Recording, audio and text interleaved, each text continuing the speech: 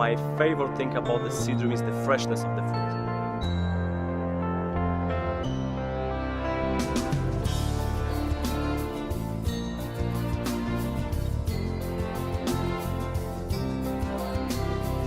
Whatever is on the menu, I can tell you guys, is always available.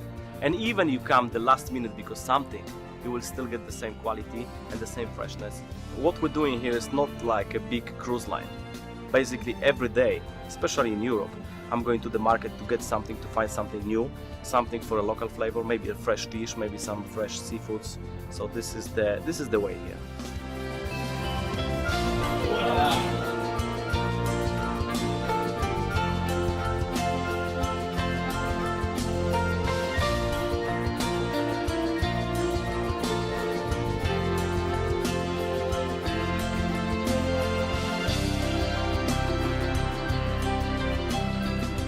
You can tell me what you like on the menu. Just let me know the day before, and I'm gonna make sure that it happen. It happen. You tell me you wanna have a French onion soup today for an appetizer, and then maybe lobster for a dinner, and plus beautiful souffle. Why not?